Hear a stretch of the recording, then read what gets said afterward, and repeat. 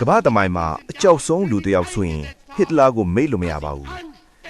ဂျာမနီကိုအင်အားကြီးနိုင်ငံဖြစ်အောင်လုံနိုင်ခဲ့တဲ့လူပါ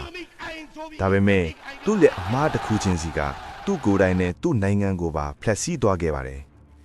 ဒီနေ့မှာတော့ဟစ်တလာရဲ့အကြီးဆုံးအမားတွေကိုတမိုင်းမတန်အားဖြင့်ပြောပြပေးသွားပါမယ်1930ခုနှစ်တွင်မှာဂျာမနီဟာစီးပွားရေးကျဆင်းပြီးလူတွေအလုံးလက်မဲ့စိတ်သက်သာနေတဲ့အချိန်မှာအဲ့ဒီအချိန်မှာပဲဟစ်တလာကဂျာမနီကိုပြန်တင်ပေးမယ်ဆိုပြီးလူတွေကိုဆွဲဆောင်ခဲ့ပါတယ်နောက်ဆုံးမှာသူဟာအာဏာရှင်ဖြစ်လာပြီးစစ်တပ်စီးပွားရေးမီဒီယာအကုန်လုံးကိုကင်တွယ်နှံတဲ့လူဖြစ်လာခဲ့ပါတယ်ဒါပေမဲ့အာဏာကြီးလာလေအမှားလည်းကြီးလာလေဖြစ်ပါတယ်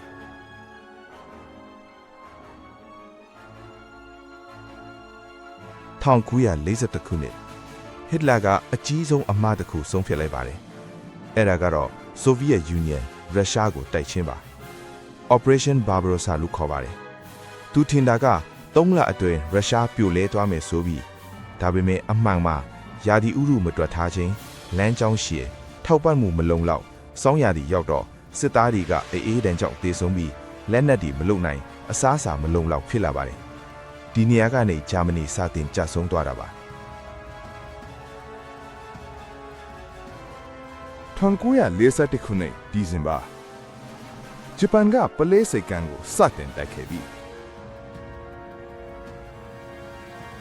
အဲဒီနောက်ဟစ်တလာကလည်းအမေရိကန်ကိုစစ်တီညာလိုက်ပါတယ်ဒီဆုံးဖြတ်ချက်ဟာအယမ်းမားခဲ့တာပါဘာလို့လဲဆိုရင် USA ဟာစက်မှုအင်အားအကြီးဆုံးစစ်တပ်အားကြီးဆုံးစီးပွားရေးအကောင်းဆုံးနိုင်ငံပါသူတို့ဝင်လာတာနဲ့ဂျာမနီအတွက်အနိုင်ရဖို့ကမဖြစ်နိုင်တော့ပါဘူး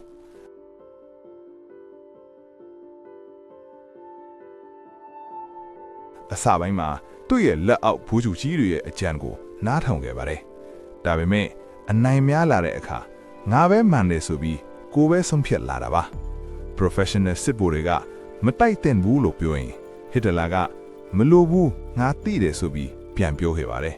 ဗျူဟာမြောက်အမားတွေစက်တိုက်ဖြစ်လာတာပါဟစ်တလာရဲ့အကြီးဆုံးပြဿနာကကိုယုံကြည်မှုလွန်ခြင်းပါသူချင်တာကငါမရှုံးနိုင်ဘူးငါဆုံးဖြတ်ချက်အမြဲမှန်တယ်ဆိုပြီးဒီလိုစိတ်ထားကလူတစ်ယောက်ကိုမျက်စိပိတ်စေပါတယ်အမှန်ကိုမမြင်တော့ပါဘူး